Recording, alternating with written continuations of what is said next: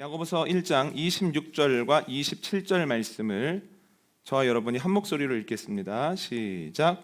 누구든지 스스로 경건하다 생각하며 자기 혀를 재갈물리지 아니하고 자기 마음을 속이면 이 사람의 경건은 헛것이라. 하나님 아버지 앞에서 정결하고 더러움이 없는 경건은 곧 고아와 과부를 그 환난 중에 돌보고 또 자기를 지켜 새 속에 물들지 아니하는 그것이니라. 아멘. 지난주 말씀 정리하겠습니다. 경건은 구원의 증거입니다. 경건한 모습을 보이는 것을 통해서 저 사람은 생명길 걸어가고 있구나라고 하는 것을 알 수 있습니다. 베드로는 베드로후서에서 이야기합니다. 경건하지 아니한 사람들은 소돔과 고모라처럼 심판받을 겁니다. 또한 바울은 이렇게 이야기합니다. 경건한 사람들은 내생, 장차올 세상에 생명을 누리게 될 것입니다. 똑같이 구원받는다는 얘기죠. 또한 이와 더불어서 경건한 사람은 금생, 지금 여기에서도 많은 유익을 누린다고 이야기하는데요. 세 가지로 저희가 나눠봤습니다. 첫 번째는 경건한 사람은 먼저 하나님께서 일하시는 것을 봅니다. 경건한 시므온은 모든 사람들이 하나님이 아무 말씀도 하지 않으신다고, 하나님이 뭐 하시는지 모르겠다고 낭망하고 있을 때 하나님의 약속이 계속해서 진행되고 있고 하나님이 여전히 일하고 계셨음을 보게 됩니다. 아기 예수를 본 거죠. 사람들이 불안해하고 두려워하고 있을 때 먼저 그 기쁨과 평안을 누리고 기쁜 소식을 사람들에게 전했다라고 하는 거예요. 먼저 보고 먼저 누립니다. 두 번째로 경건한 사람들을 통해서 하나님이 어떤 분인지가 드러난다고 말씀드렸습니다. 베드로는 경건한 고넬료를 통해서 하나님의 마음이 이방인들에게도 있다라고 하는 것과 또한 고넬료는 자신들에게 일어나는 일을 통해서 하나님이 어떤 분인지, 얼마나 섬세하고 정확하게 일하시는지를 알게 되었다라고 하는 겁니다. 세 번째로 경건한 사람들은 끝까지 쓰임을 받습니다. 바울은 자기 자신을 끊임없이 쳐서 복종했습니다. 그랬을 때 하나님의 부르심을 받는 그날까지 쓰임을 받았다라고 하는 거죠. 오늘 말씀 나누겠습니다. 모세오경을 보면 하나님께서는 반복적으로 너희가 말씀을 듣고 행하면 복을 받을 거다. 그런데 너희가 말씀을 듣지 않거나 들었음에도 행하지 않으면 너희는 화를 입을 거다. 책임져야 될 거다라고 하는 말씀을 하십니다. 근데 모세오경만 그런 것이 아니고요. 구약 전체가 그러한 내용을 말하고 있는데 시편 1편은 이렇게도 이야기를 합니다. 하나님의 말씀을 즐거워하고 그 말씀대로 살아보려고 노력하는 사람은 신날가에 심겨진 나무와 같습니다. 시조를 쫓아 맺어야 하는 열매를 맺고 또한 어려움을 만났을 때에도 그 잎사귀가 마르지 않습니다. 그러나 하나님의 말씀을 경시하고 하나님의 말씀을 따르지 않는 사람들은 바람에 나는 겨와 같습니다. 그래서 뭔가 분주한 것 같고 많은 것을 하는 것 같은데 그들의 삶에는 열매가 없습니다. 이렇게 이야기를 하죠. 성경은 계속해서 신앙생활을 하면 많은 유익을 누리게 된다고 이야기를 하는데요. 참 신기한 것은 하나님을 믿는 이들도 신앙생활을 하고 성경대로 살면 유익을 얻기보다는 손해보는 일이 많아라고 생각한다라고 하는 거예요. 그러니까 하나님을 믿는다고 하면서도 하나님의 주된 말씀을 그대로 받아들이지 않는 거죠. 저는 오늘 본문을 묵상하고 또한 설교를 준비하면서 몇 년 전에 보았던 영상 하나가 생각이 났습니다. 함께 보시겠습니다. 이제 이 관찰 카메라가 몰래 숨어서 아이들의 행동을 지켜보게 됩니다. 초대된 아이는 12명. 도덕성 지수 체크에서 도덕성이 가장 높게 나온 아이 6명과 평균적인 도덕 지수를 보인 6명의 아이입니다. 이 아이들은 빨강 팀과 파랑 팀으로 나뉩니다.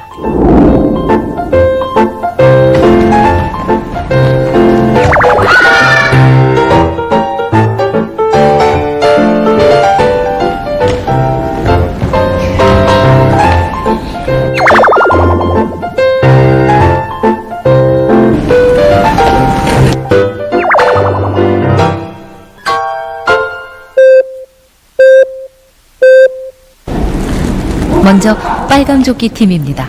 기억해 두십시오. 빨강 조끼는 도덕성 지수가 가장 높게 나왔던 아이들입니다.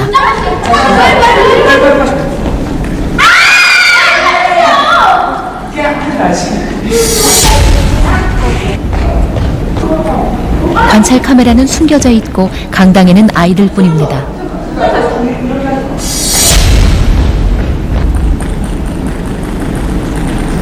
아이들은 규칙을 잘 지켜가고 있습니다. 그러나 규칙을 지킨 대가는 혹독합니다. 겨우 공 하나만을 성공합니다.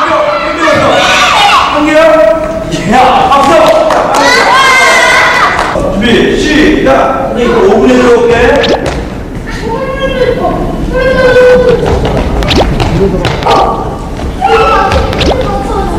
그치.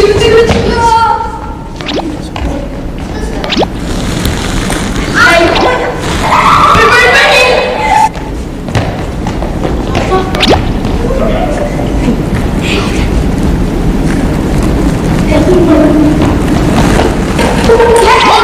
들어갔어. 이거 진짜 잘못했어.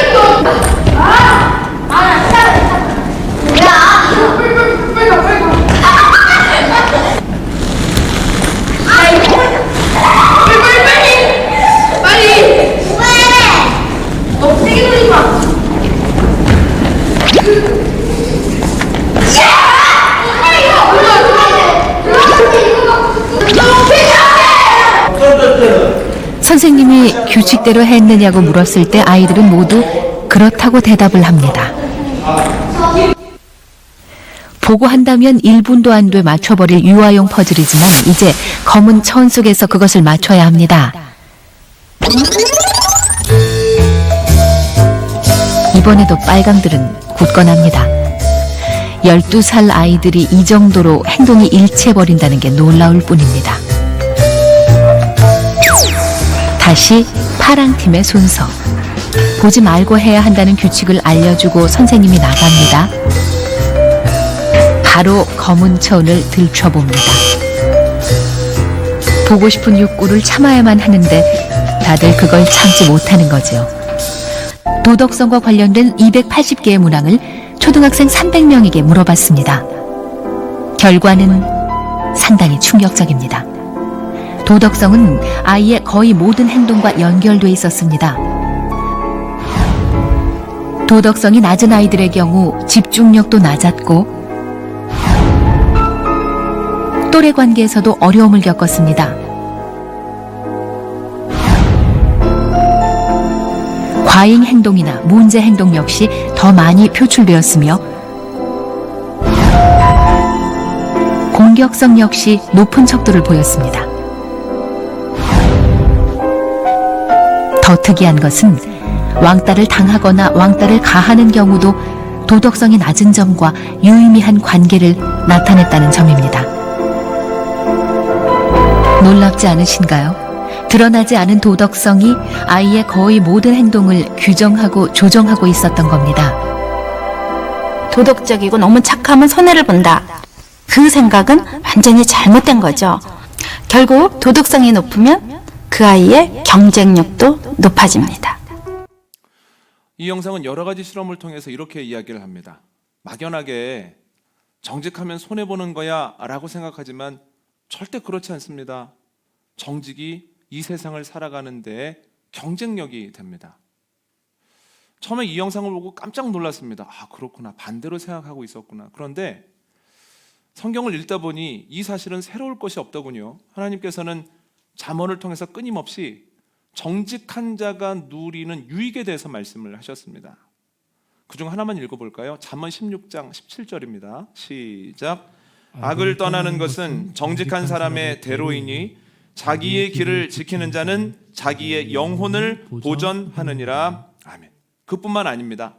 정직한 사람만 복을 받는 것이 아니라 그 옆에 있는 사람들도 정직한 사람들의 덕을 본다는 거예요. 읽어볼까요? 잠언 11장 11절입니다. 시작.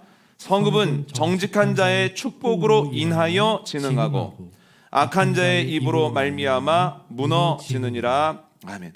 하나님은 정직한 자가 받을 복을 말씀해 주셨습니다.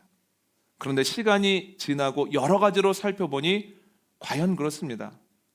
그렇다면 우리는 말씀을 예전에는 통용되었으나 지금은 너무 낡아버린, 예전에는 그럴 수도 있었겠으나 지금은 더 이상 작동하지 않는 일들로 생각할 것이 아니라 그때에도 지금도 여전히 작동하는 진리로 분명히 인정하고 따라야 된다라고 하는 거죠. 여러분, 경건에 대한 것도 마찬가지입니다. 사람들은 경건은 힘든 것이고 경건하면 손해본다라고 생각을 하지만, 그러나 하나님은 바울을 통해서 분명히 말씀하셨습니다. 경건이 유익하다는 거예요. 육체의 연단은 약간의 유익이 있지만 경건은 범사에 유익하니 내생과 금세에 약속이 주어진다라고 이야기를 하죠.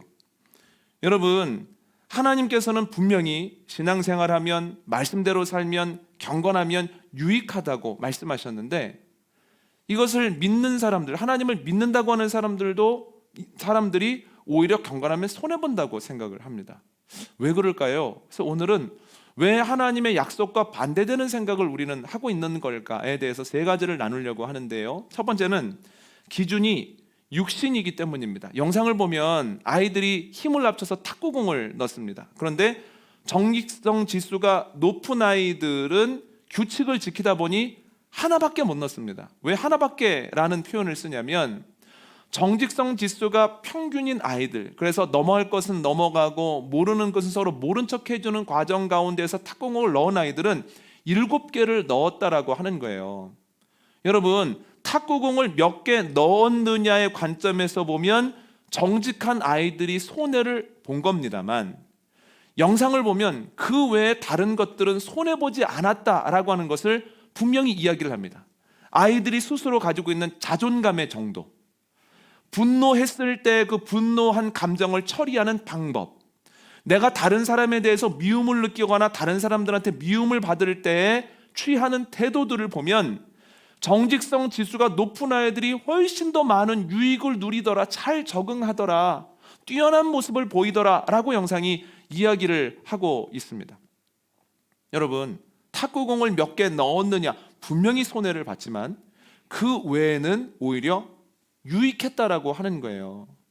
여러분, 성경에도 이어 비슷한 얘기가 나오는데요. 하나님께서 이스라엘 사람들에게 출애굽을 명하십니다. 하나님의 말씀에 따라 광야에 나오자마자 이스라엘 사람들이 적지 않은 문제를 경험하기 시작합니다. 처음에는 물이 떨어집니다. 이러다 우리 죽겠습니다. 사람들이 몰려가서 모세에게 항의를 하는 거예요. 하나님께서는 마라샘에 쓴 물을 단물로 바꾸시고 반석에서의 샘물을 내심으로 그들의 수통을 채우시고 목마름을 해결해 주십니다. 잠시 뒤에 그들의 먹을 것이 떨어집니다. 그들이 몰려가서 이렇게 이야기를 합니다. 우리가 애굽에 있을 때는 고기가 막 옆에 있었고 적어도 떡은 매 끼니 충분하게 먹었었는데 이게 뭡니까? 라고 항의하죠. 하나님께서는 그들에게 만나를 내리심으로 한 번도 궁핍하지 않도록 하셨습니다. 민수기 11장을 보면 만나를 가지고도 이스라엘 사람들이 가서 불평합니다. 우리가 애굽에 있을 때는 우리가 값없이 생선과 오이와 참외와 부추, 마늘, 파를 먹었었는데 지금은 그런 것이 없지 않습니까? 그냥 만나만 먹으니까 우리 입에서 군내가 날 지경입니다 라고 하면서 또 항의를 합니다. 여러분, 이스라엘 사람들을 보면서 어떤 생각이 드십니까? 야, 은혜로 출애굽하고 은혜로 여기까지 왔으면서도 또 불평해. 하나님이 해결해 주실 건데 그걸 못 믿고 또 원망해 라고 생각하지만, 한 번만 더 생각해 보면 그들의 불평이 영 이상한 모습은 아니라는 거예요. 실제로 그들은 하나님 말씀에 순종하여 광야에 나오자마자 이전에는 고민하지 않았던 마실 것, 먹을 것, 더 맛있게 먹는 것에 대해서 심각한 어려움을 겪기 시작했다라고 하는 거예요. 분명히 육신의 측면에서는 손해를 보았습니다. 그런데 여러분, 손해는 거기에서만 봤습니다.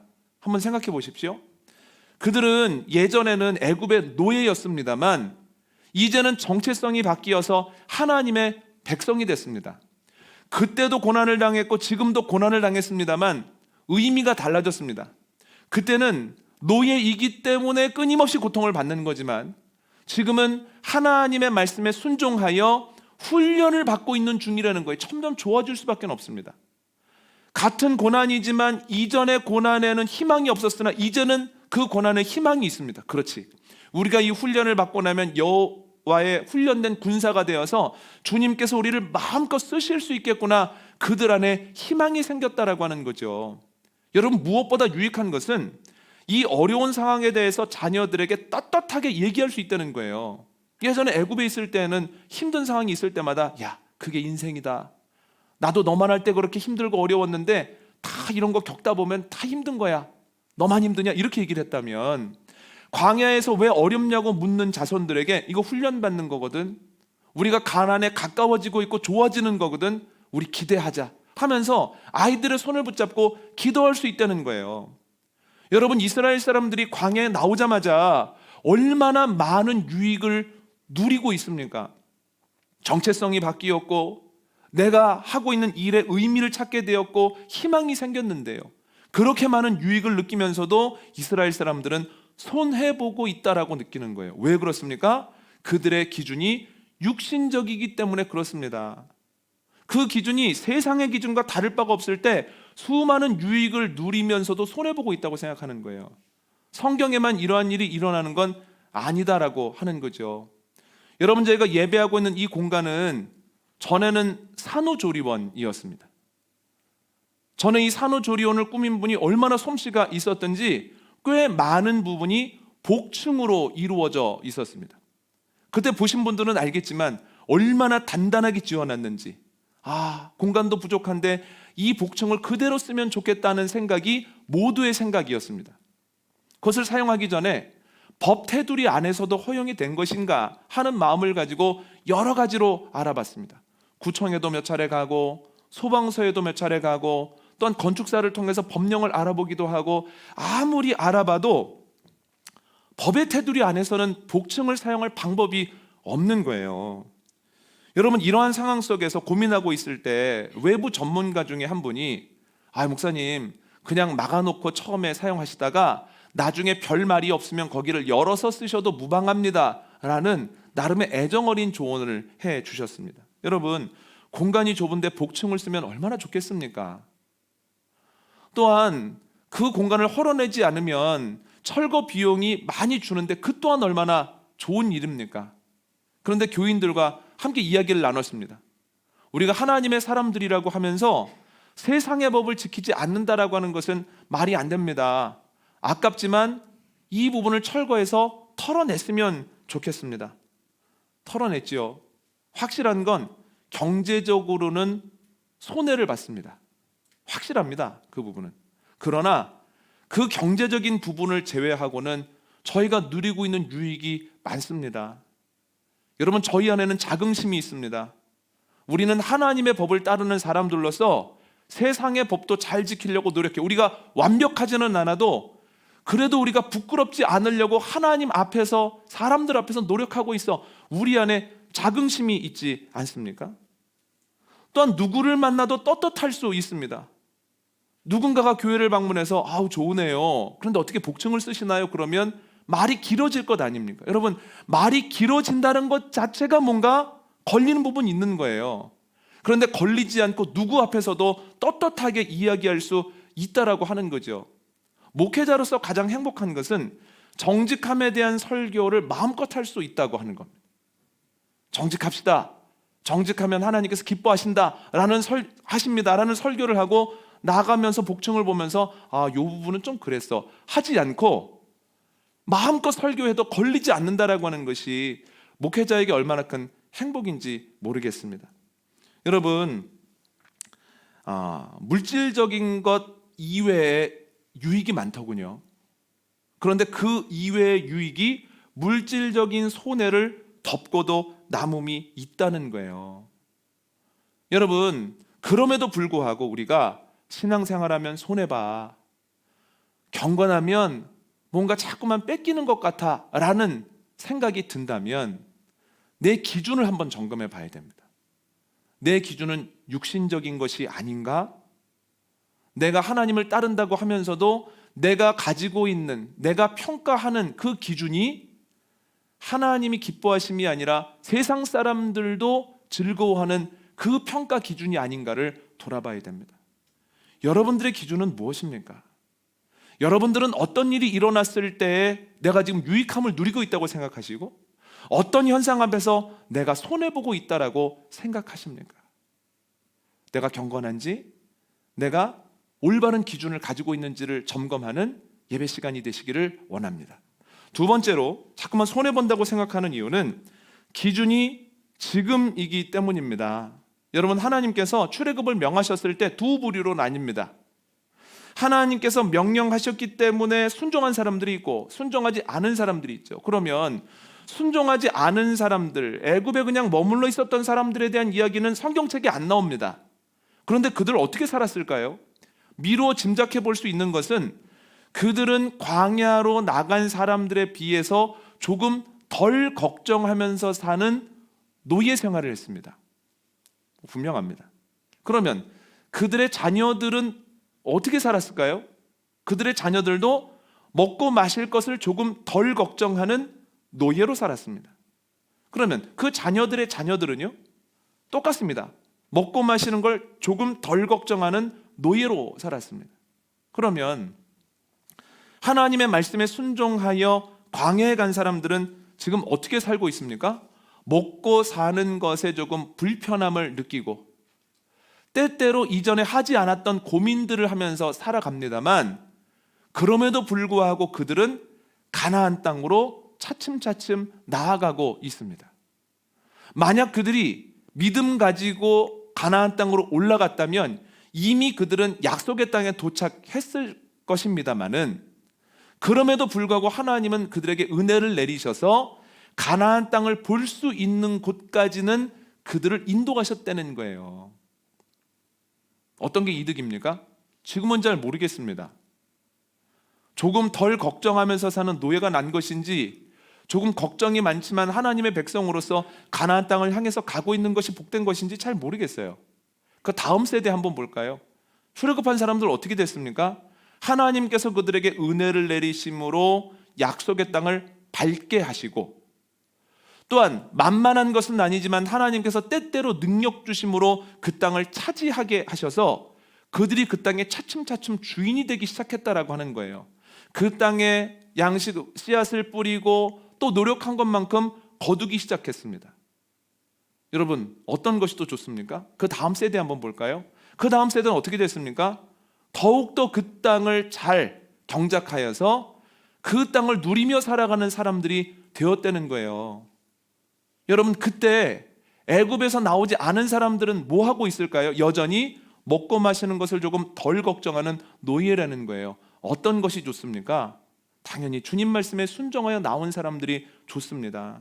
처음에는 주님 말씀을 순종한 것이 손해본 것 같고 어리석은 것처럼 느껴졌지만 시간이 가면 갈수록 그 선택이 옳았다라고 하는 것과 하나님은 분명한 계획과 사랑을 가지고 이스라엘 사람들에게 출애굽을 명하셨다라고 하는 것을 명확하게 알 수 있다라고 하는 거죠.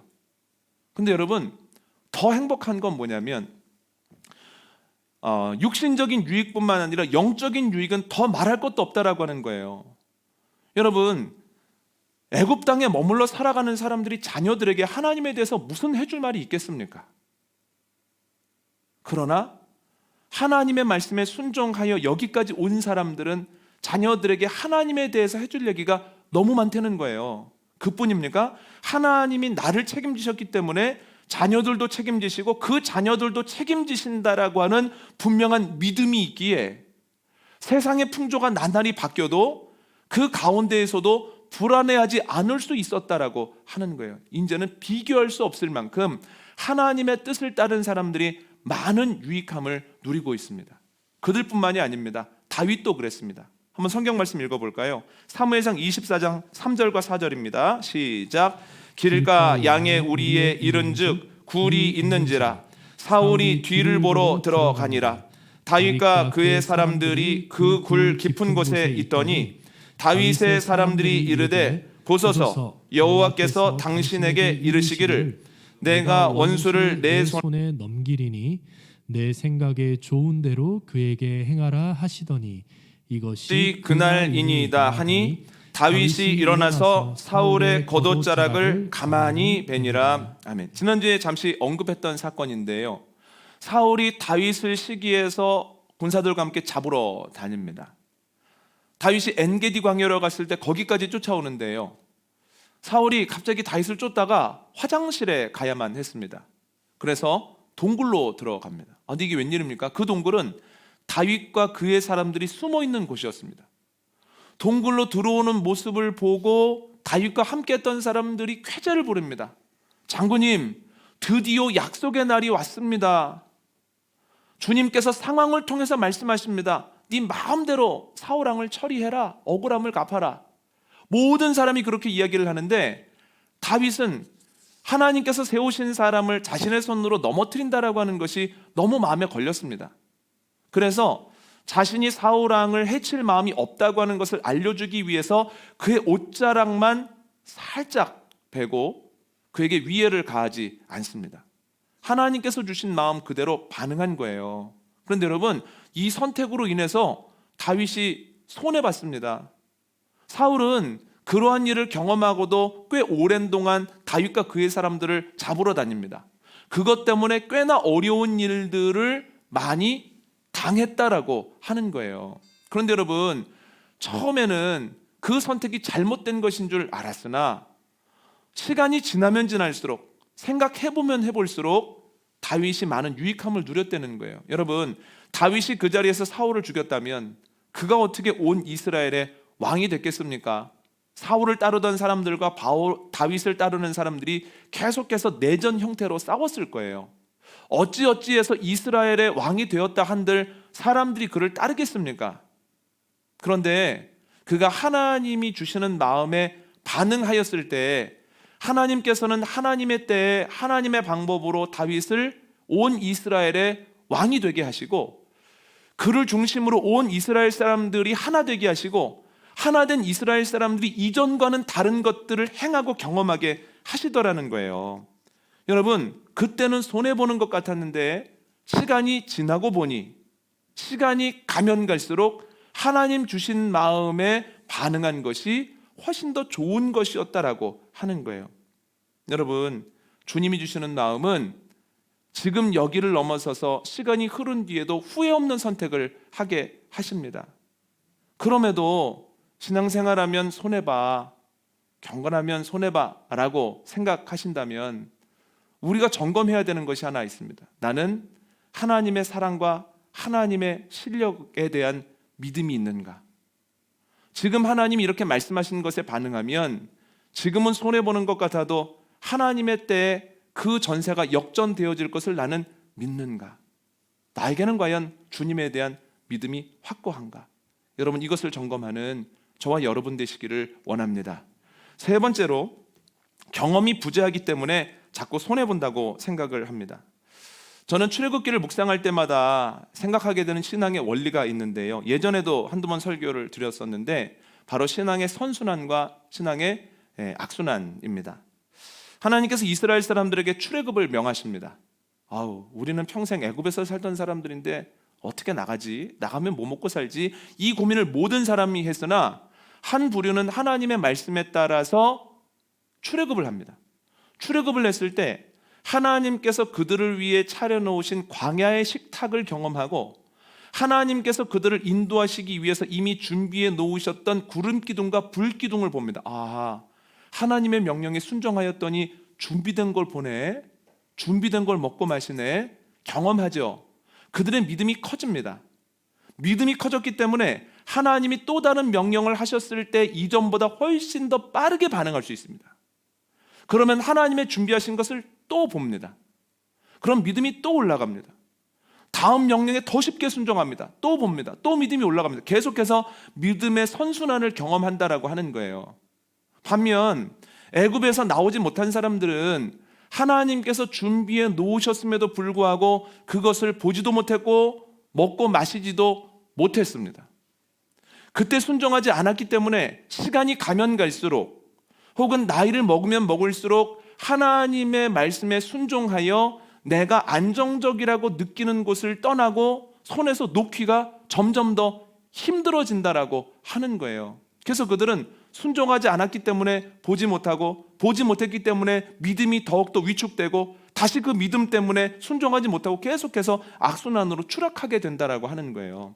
그런데 여러분, 믿음의 선순환을 겪고 있는 이들은 계속해서 주님의 준비하심을 경험합니다. 경험하는 가운데 그렇구나, 하나님께서 명령하신 것을 따르면 그때는 손해보는 것 같았지만 시간이 지나고 보니 많은 유익함이 있네. 영적인 유익함이 있고 마음의 평안함이 있을 뿐만 아니라 심지어는 육신의 것들마저도 부족함이 없게 하시네 라고 하는 것을 체험한다는 거예요.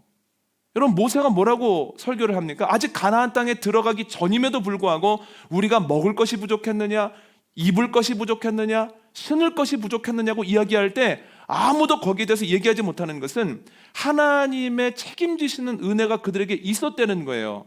손해 안 보는구나 라는 것을 경험하게 되죠.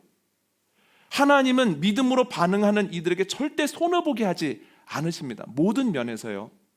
그런데 하나님께 순종하지 않아 신앙의 악순환을 겪고 있는 이들은 머리로 생각하기에 저 사람들 나가서 얼마나 고생할까, 저 사람들 하나님의 말씀 따랐다가 얼마나 먹고 마시는 것에 어려울까, 저 사람들이 얼마까지 갈 수 있을까, 머리로 생각하는 과정 가운데에서 끊임없이 신앙생활하면, 주님의 뜻대로 하면 손해보는 거야 라고 생각한다는 거예요. 여러분, 주님께서는 말씀을 따르고 경건한 자를 절대로 손해보게 하지 않으십니다. 유익함으로 이끄신다라고 하는 거예요. 그렇다면 우리가 신앙생활을 하면 손해보는 거야 라고 생각할 때 점검해야 되는 것이 뭐냐면, 나는 교회를 다니지만 정말로 나는 주님을 믿고 있는가? 경건에 대한 이야기를 하지만 정말로 나는 경건의 모양은 있지만 경건의 능력은 부인하는 상태가 아닌가라고 하는 것을 점검해 봐야 된다는 거예요. 여러분, 주님의 약속을 믿고 주님의 약속대로 살아가려고 노력할 때 모든 것으로 넉넉하게 하시고 시간이 갈수록 좋게 하시고, 또한 그것을 경험하여서 아직 신앙의 악순환을 경험하면서 신앙생활하면 손해보는 거야 라고 생각하는 이들에게, 그렇지 않아, 하나님 그런 분 아니야, 하나님 약속 지키는 분이야, 너도 이 은혜 맛봐야 돼, 너도 이 은혜를 맛보면 하나님 말씀에 믿음으로 반응하게 돼 라고 전하는 데까지 나아가는 저와 여러분 되시기를 원합니다. 오늘 말씀 정리합니다. 하나님께서는 바울을 통해 경건하면 내 생뿐 아니라 금생에서도 유익할 것이다 라고 약속하십니다. 그런데 적지 않은 이들이 여전히 주님의 뜻대로 살면 손해본다고 생각합니다. 이유는 세 가지인데요. 첫 번째는 기준이 육신이기 때문입니다. 여러분, 이러한 경우에는 내 기준을 한번 점검해 봐야 됩니다. 내 기준은 육신이 아닌가? 내 기준은 세상과 다를 바가 없는 것 아닌가? 교회 안에 있지만 내 안은 세상으로 가득 물들어 있는 것 아닌가? 점검해 보십시오. 두 번째는 기준이 지금이기 때문입니다. 여러분, 주님의 말씀을 따르면 지금은 손해보는 것 같지만 시간이 가면 갈수록 유익함을 누립니다. 이러한 경우에는 내가 하나님의 사랑과 안목을 정말로 믿고 있는가를 점검해야 됩니다. 세 번째는 하나님 하시는 일에 대한 경험이 부재하기 때문입니다. 주님은 경건한 자에게 유익을 주시고 그 유익을 경험한 자는 절대로 손해본다라고 착각할 수 없습니다. 이럴 때에는 나는 정말로 경건한가? 경건의 모양만 있고 능력은 잃어버린 것이 아닌가를 점검해야 됩니다. 주님 뜻대로 살기 위해 몸부림치는 한 주일 되기를 원하며, 그 몸부림 위에 하나님이 은혜를 더하셔서 부족하지 않게 하시고 부끄럽지 않게 하시고 오히려 주님의 영광을 드러내는 통로로 사용해 주시는 은혜가 저와 여러분에게 있기를 원합니다.